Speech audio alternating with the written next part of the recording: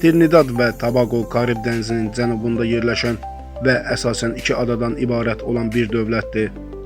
Ölkənin əhalisi təxminən 1.400.000 nəfərdir və əsas hissəsi Trinidad adasında yaşayır. Paytaxtı isə Port-of-Spain şəhəridir. Bu ölkədə insanların yaşayış tərzi bölgələrə görə dəyişir. Trinidad adasında insanlar əsasən şəhər tipli mühitdə yaşayır. Burada yollar, məktəblər və xəstəxanalar daha yaxşı vəziyyətdədir. Tobago adası isə daha sakit, turizm yönümlü və kənd tipli mühitə malikdir. Burada insanların əsas məşğuliyyəti balıqçılıq, kiçik sahibkarlıq və turizm xidmətidir. Trinidad və Tobagoda əhalinin böyük hissəsi aşağı və orta gəlir səviyyəsində yaşayır. İllik ortalama gəlir təxminən 10.000 ilə 18.000 Amerika Birləşmiş Ştatları dolları arasında dəyişir. Lakin neft və qaz sektorunda işləyənlər daha yüksək maaş alırlar. Bəzi mühəndis və texniki mütəxəssislər isə ildə 30-40 min dollara qədər qazana bilirlər. Amma bu ölkədə də gəlir bərabərliyi zəifdir, yəni varlı ilə kasıb arasında fərq çox böyükdür. Trinidad və Tobagoda işsizlik rəsmi rəqəmlərlə 5-7% arasında göstərilsə də, gənclər arasında və şəhər kənarı ərazilərdə bu göstərici real olaraq daha yüksəkdir. Xüsusən də aşağı təhsilli gənclər iş tapa bilmirlər. Bu da cinayətkarlığa və qeyri-rəsmi məşğulluğa səbəb olur. Ölkədə dövlət tərəfindən təmin olunan əsas tip xidmətləri pulsuzdur. Amma keyfiyyətli xidmət almaq üçün insanlar özəl klinikalara üst tutmalı olurlar.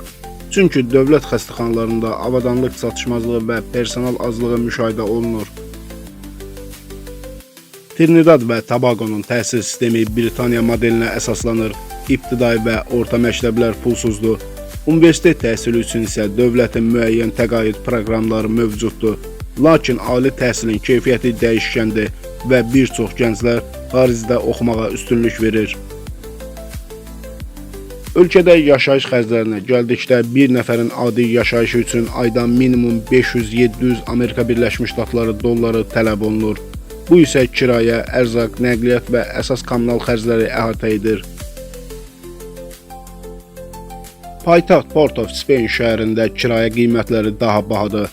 Xüsusilə şəhər mərkəzində bir otaqlı mənzil kirayəsi ayda 400-600 dollar arasında dəyişir.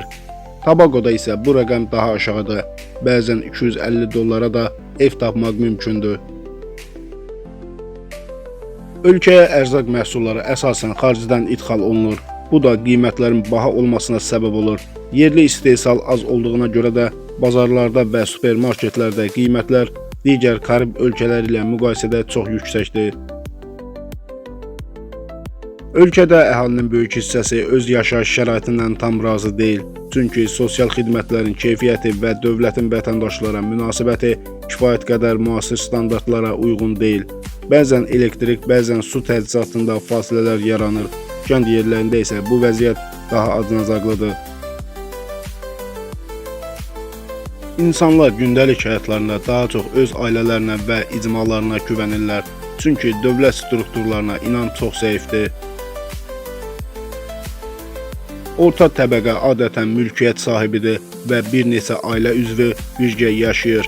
Bəzi ailələr isə xaricdəki qohumlarından pul köçürmələri ilə dolanırlar.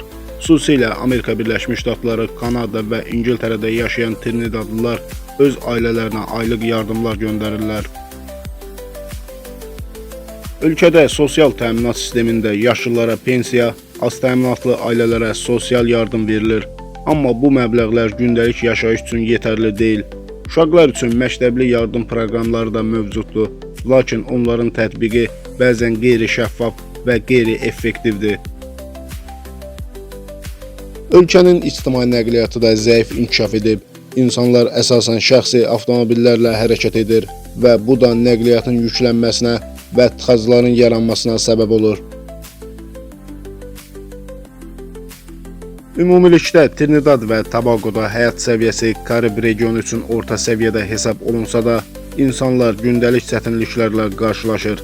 Gəlirlərin qeyri-bərabər paylanması, təhsildə və səhiyyədə qeyri-bərabər çıxış, bəzi bölgələrdə yüksək cinayətkarlıq və işsizlik ölkənin sosial vəziyyətini kompleksləşdirir. Buna baxmayaraq insanlar ailə və din dəyərlərinə çox bağlıdırlar və gələcəyə ümidlə baxmağa çalışırlar. Videonu bəyəndinizsə kanalıma abunə olmağı və videonu bəyənməyi unutmayın. Növbəti videolarda görüşənədək sağ olun.